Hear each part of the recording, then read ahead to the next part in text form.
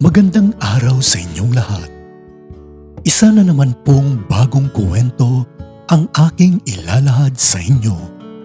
Ang kwentong ito ay hango lamang sa isang imahinasyon at para lamang sa mga taong bukas ang isipan. At ang kwentong ito ay pinamagatang Lorenzo, the Farm Guy.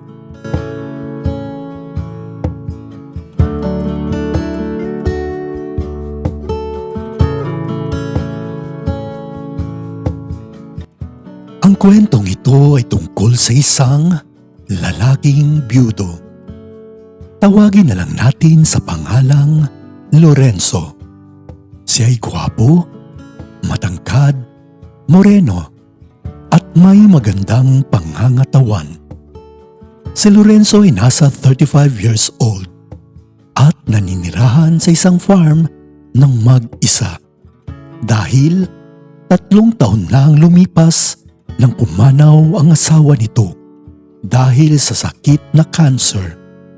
Halos 5 taon pa lamang silang nagsasama ng kanyang asawa nang magkasakit ito at tuluyan na ngang iniwan si Lorenzo.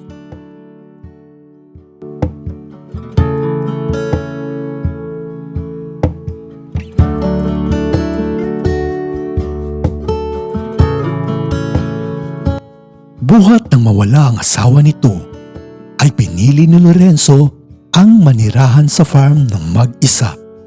At doon na nga, binuhos ang araw niya sa pag-aasikaso ng kanilang farm. Malaki ang pagpapahalaga niya sa farm dahil maraming alaala ang iniwan ng kanyang asawa dito. At sa farm na rin nabuo ang kanilang pangarap. Simula nang pumanaw ang asawa nito ay halos nakagawian na ni Lorenzo ang uminom ng alak dahil lubos pa rin ang pangungulila nito at nalulungkot sa tuwing naiisip nito ang kanyang asawa.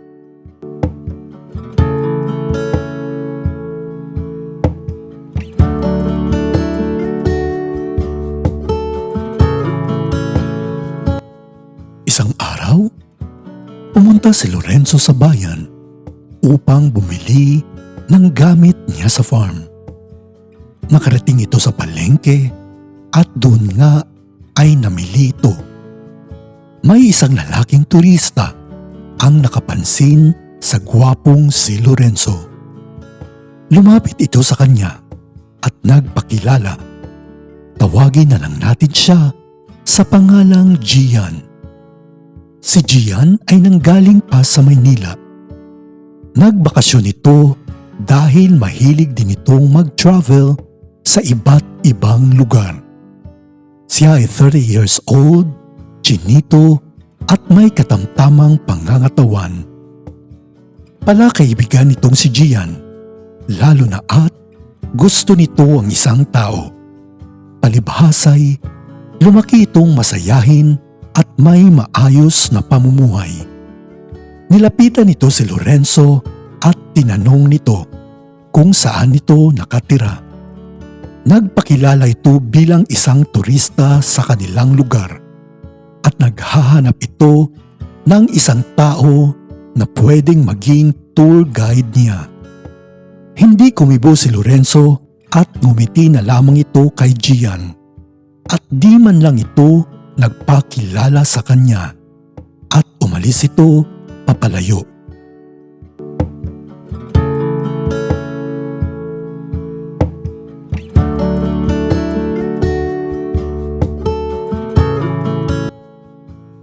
Hindi naman tumigil si Gian at sinundan pa rin niya si Lorenzo habang naglalakad.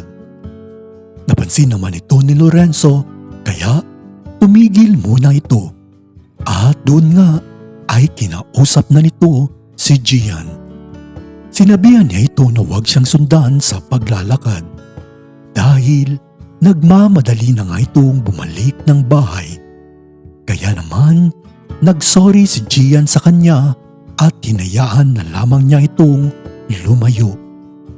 Sumapit ang gabi at si Gian naman ay hindi alam kung saan ito pupunta. Habang naglalakad ito upang maghanap ng bahay na matutuluyan niya pansamantala, ay napunta nga siya sa isang lugar na malayo na sa bayan at wala masyadong kabahayan.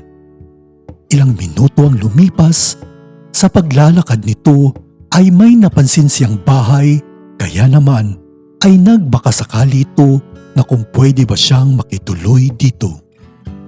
Sinubukan nitong tumawag ng tao habang nakatayo ito sa may gate ng bahay, at ilang minuto pa ay may isang lalaking lumabas dito.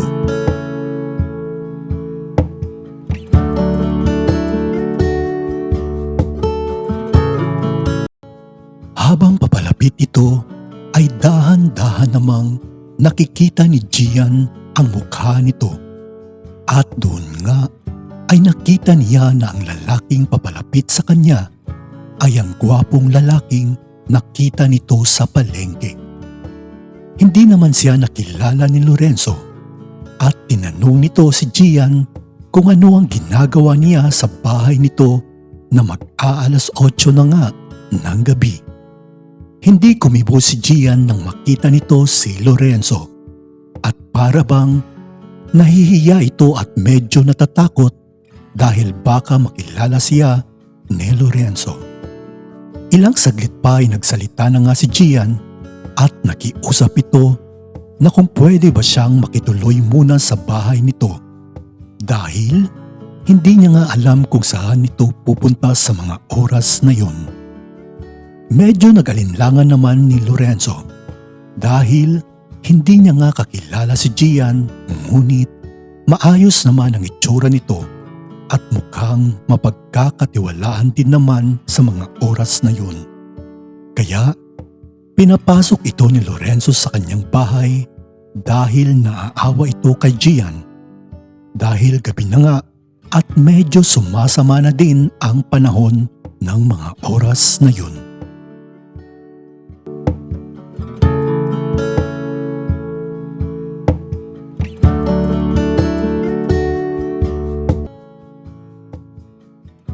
Pumasok nga sila sa bahay at pinatuloy ni Lorenzo si Gian. Nang mga oras na yon ay saktong nakapagluto na ng pagkain ni Lorenzo. Kaya tinanong nito si Gian kung gusto niya bang kumain ng hapunan.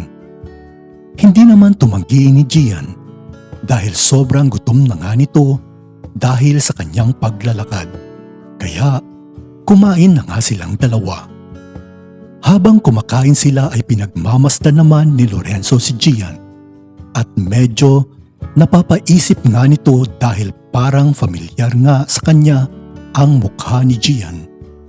Hindi naman makatitig ni Gian kay Lorenzo at medyo kinakabahan siya na baka makilala siya nito, kaya patuloy lamang ito sa pagkain. Ilang sandali pa nga at natapos na ni Gian sa kanyang pagkain, habang si Lorenzo naman ay biglang nabilaukan sa kinakain nito. Kaya naman biglang napatayo ni Gian at hinaplos ang likod ni Lorenzo.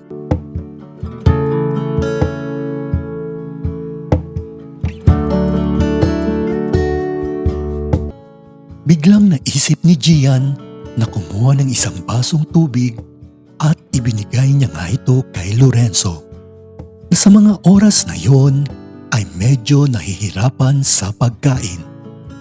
Ilang minuto nga ang lumipas ay medyo naging okay na nga ito at hindi na nga ito nagpatuloy sa kaniyang pagkain at naupo na lamang ito sa lamesa. Sinabi naman ni Gian na siya na lamang ang magliligpit at maglilinis ng kusina at pinagpahinga na lamang nito si Lorenzo. Habang nagliligpit ito ay hindi naman maiwasan ni Lorenzo na tumitig kay Gian. At bigla na lamang nitong sinabi na naaalala niya nga ang asawa nito noon na ginagawa ang paglilinis sa kusina.